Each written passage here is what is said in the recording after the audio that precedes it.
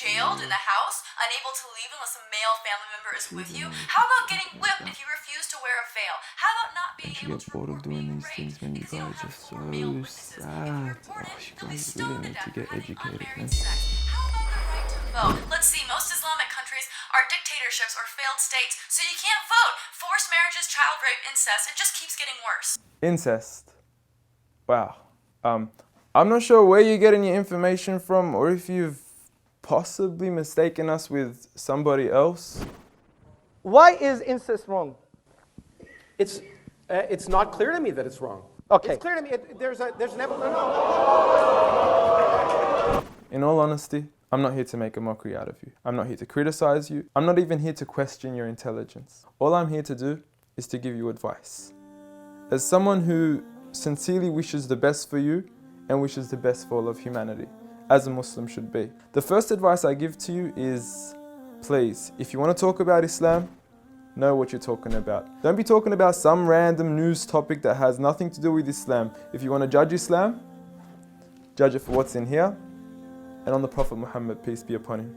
Speaking of the Prophet Muhammad, peace be upon him, I noticed your failed attempt at trying to draw him. I know it's worked for many others and it's made them really, really famous before, and I'm not sure if that's what you were trying to do, but please, give it up. I honestly want you to stop wasting your time and rather spend your time wisely in trying to find out who this man is. Find out what made this man the most influential man in the world. Find out what made this man one of the greatest lawgivers, the greatest lawgiver of all time. Find out what made this man the most perfect example to walk the earth. A mercy, not only to mankind, but every form of creation. This is a man who little children would run up to him because they knew how merciful he was. They knew that he would take them seriously despite their age. When he was visited by children, he would pat them on their head, while the fathers of others wouldn't even kiss their own children. At a time when people were burying their daughters alive, he was the one who gave honor to daughters. He was the one who gave honor to women. He was the one who promised paradise for the one who raised one daughter righteously. A man who would treat the poor the same way he would treat the rich. A man who would treat the black the same way he would treat the white. Muhammad, peace be upon him, was a man who his own enemies would call him the truthful and the honest.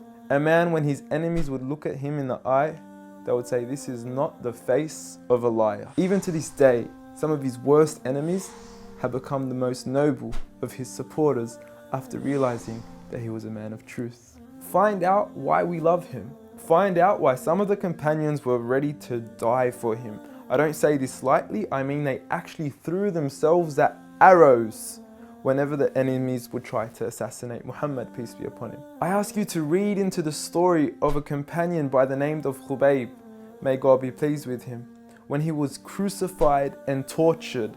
And the one who was torturing him would say to him, "O Khubayb, wouldn't you rather that Muhammad, peace be upon him, be in your shoes right here, and you be in the comfort of your own family in your own home?"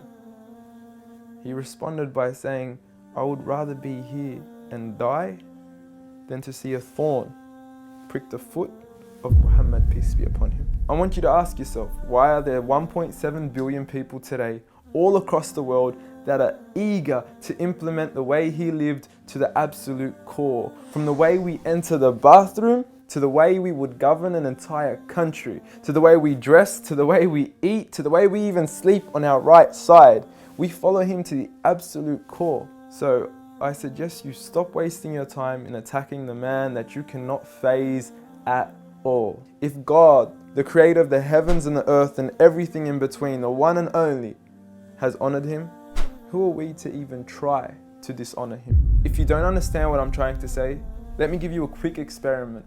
What I want you to do is to walk outside tonight, look at the brightness of the moon, and go ahead and spit at it. And see what your spit does to the moon. The same way that your spit doesn't affect the brightness of the moon, the same way that your spit doesn't even reach the moon, the same way that your spit doesn't even faze the moon, is exactly what you're doing when you even try to attempt to dishonor Muhammad, peace be upon him. And if anything, when you do try to spit at the moon, you're only harming yourself. So please, stop what you're doing, stop wasting your time, and try to find out who he really was for your own benefit. Seek my advice. We want the best for you. Peace.